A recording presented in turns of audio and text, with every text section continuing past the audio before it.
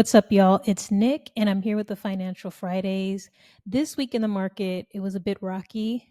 Some days it was up, some days it was down, but overall, I ended up in the positive, which is good. So I'm going to review my contributions for the week when it comes to my three core funds in my portfolio and see what else is going on with it. So let's go ahead and jump into it. Currently, I have 9.5 shares of QQQM. I'm up from last time, which was 8.97, so I'm up a bit there.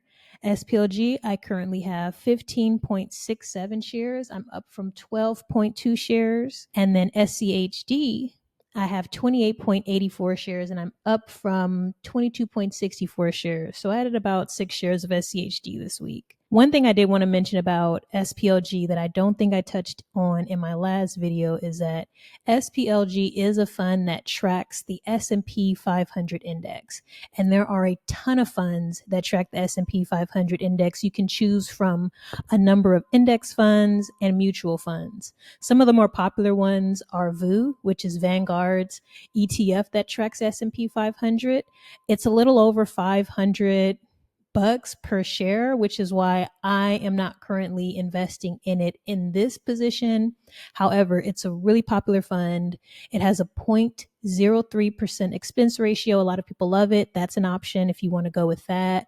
There's also the Spiders SPDR S&P 500 ETF that you can also invest in.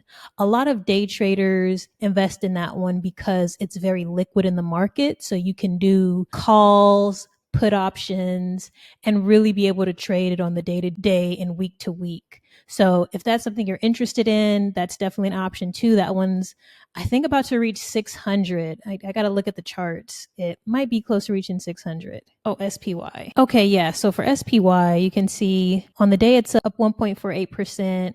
Year to date, it's up 25.6%. So it's pretty good. But you see right here, it has $621.43 billion in assets under management and a decently high expense ratio. But that's the trade-off for being able to actively be able to trade that one. Like I said, there's also VOO, which more or less the same position, 25.08. They all track the S&P 500, as you can see. There's also a couple mutual funds. I have FXAIX in my accounts as well. So that's also a mutual fund that you can use through Fidelity to track it. There's also a mutual fund in Vanguard, VFIAX, which is also one that I have in my Vanguard 401 Roth 403B account. So there's a ton of different ones. Again, I chose SPLG just because of the expense ratio and the price per share right now is just way more in my range. And I like to see that I can purchase more shares with the same amount of money compared to VOO or SPY. It's just a little bit more of like that mental goal of being able to reach 100 shares a lot quicker. But they all track the same thing. They all grow at the same pace. So you can choose whichever one you want. Just wanted to make a note about that. So going ahead and looking over at my brokerage allocation. Remember, my goal is for this year, right? And it'll adjust.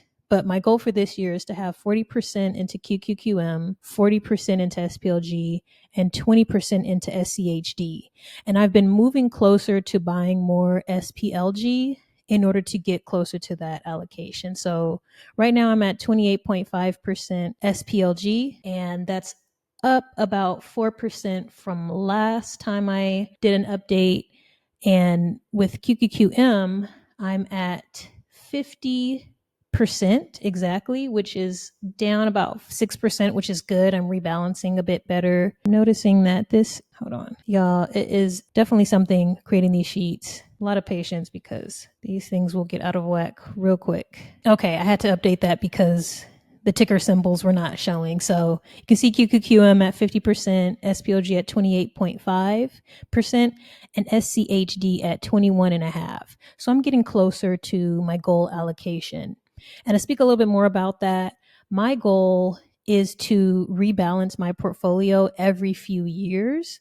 I'm starting off with a higher growth allocation over the next few years where I'm investing more into QQQM and SPLG to really take advantage of growth potential. And as I get closer to retirement, I will be investing more into my dividend plays such as SCHD. And I might want to do I'll probably do a video about this a little bit more, but I want to transition to having more share sizes in SCHD as I get older. And I can show you on the long-term tracker that I have in here. So that's just a little bit about this. Going into my contributions over the past few days. On the 19th, I made 2 contributions and investments. I bought $50 worth of SCHD, and then I bought $50 worth of SPLG for these number of shares right here. QQQM and SPLG I bought on the 20th, and I put $200 total into it. $10 went to QQQM, 190 went to SPLG. Again, I'm trying to build up that SPLG share size, so I allocated a lot more funds to it. And then on the 20th as well, I bought a whole share of SCHD for about $28. And today I had my automatic investments into SCHD and QQQM. So I had 100 go into QQQM, $50 into SCHD, and I believe another $100 should be hitting SPLG later today. I'll have to double check. Looking down at my core position current stats, I've made some updates to this part of the tracker portfolio that I am really excited to share. So right here, you can see I have 4 different charts for each ETF. I have year to date, I have 3 months, I have a 30-day, and I have a 7-day view. And this is really helpful for me to get that whole picture. So I can see year to date, QQQM is up 20.29%, which is great. It's a great year in the market. A lot of amazing things that were happening. Started off at around, I think I can go a little, even zoom in a little closer, but it started around $160 at the beginning of the year, and it's currently at 207. So that's where that 20% growth is. Over the past 3 months, it's up 5.89%. The past 30 days is up 3.34%. And in the past week, it's up 1.74%. So it's actually surprisingly been in the green all year, and we can see it through these different metrics, which is good. It's showing some good growth right there. SPLG up 20.38%. So it's edging out QQQM by a bit, which is, it's fine. It's up 5.57% in the past 3 months, up 2.84% in the past 30 days, and up 1.54% in the past 7 days. So again, all in the green, which is really great to see. And with SCHD, also in the green, year to date, it's up 11.8%, up 3.83% the past 3 months, 3.48% the past 30 days, and then 2.29% the past 7 days. So again, this is also in the green. And today, they're all in the green, with SCHD making huge strides today, up 1.10% on the day, 32 cents per share, followed by SPLG up 0.20% today, 14 cents on the share. And then QQQM is up 0.04% on the day with 0.8 cent on the share. So total today that I have is about, what is this? $12.18 I'm up on these, which is good. Down here on my core position long-term strategy, growth and dividend calculator, I've reformatted the layout just to kind of make it a little bit more readable. Right here is where I can adjust the inputs so I can calculate different projections up to 35 years out. So right now with QQQM, I started off with 5 shares. If I started off with 6, I could adjust that and you'll see the numbers adjust accordingly. But for the purpose of this, I started out with 5 shares, and the current share price is 207.96. So this will adjust as the price adjusts. It has a bit of a 15 to 20 minute delay, but it's, every 15 to 20 minutes is a good estimation on where the current share price is. Right here, I have an annual contribution of $4,800, and I can adjust this if I want. So let's say if I wanted to see projections for $6,000 out, you can see that the new balance and inflation expense ratio, all the numbers will update. Right now, I'm going to keep it at $4,800 because that's what I have in my plans for this portfolio. And then the initial annual dividend yield. When I last checked, it was at 0.67%. It can fluctuate around that by 0.02 to 0.05%, but right now it's at 0.67. And then the expected annual dividend growth rate has been pretty astronomical with QQQM so far. Again, this will always adjust depending on what their dividend payout will be and how it will continue to grow. Right now I have 15%. And then I have an 11.32 expected annual share price appreciation, which is very, very, very modest for QQQM. I believe on average, let me check what it is on average. Okay, so looking at the QQQ website, and again, I have to look at QQQ to get more of that historical data. QQQM is pretty much QQQ, but at a lower expense ratio, but it's only been around for a few years, so there's not as much data on it.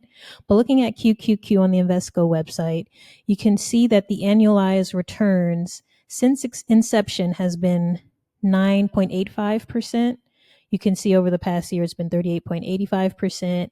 Over the past 3 years, it's been 8.53%. Over the past 5 years, 20.46%. And then over the past 10 years, 17.87%. So I usually like to look at the 10-year average annualized return, and I kind of get a bit more conservative from there. So 17.87%. In my calculations, I have 11.32%. So we can actually probably bump this up a bit. I'm probably going to do 15% over the 10-year period. Let's see what that looks like. So it's always good to do your research and see where the most up-to-date information is. So if I have it at 15% annual share price appreciation and 15% dividend growth rate, and let me just check that this is right. So yeah, we see for QQQ, the dividend growth rate is 40.09% being reported over the past 10 years. I'm going to go ahead and just be really conservative and keep it at the 15% that I have right here. Years invested, I have, should be 35. And then payout per year, it pays out quarterly. So it pays out 4 times a year.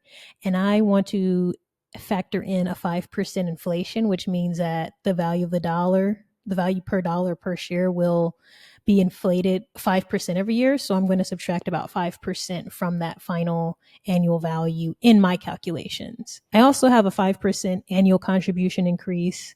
I definitely feel like that's something that's possible and something that I just have to do in order to keep up with inflation. So I have to contribute 5% additional every year just to keep up with inflation. So I'm going to keep that in there. And I really believe that I can increase my contributions every year by 5%. You can see right here for year 1, it's $4,800. The next year with 5%, it goes to $5,040.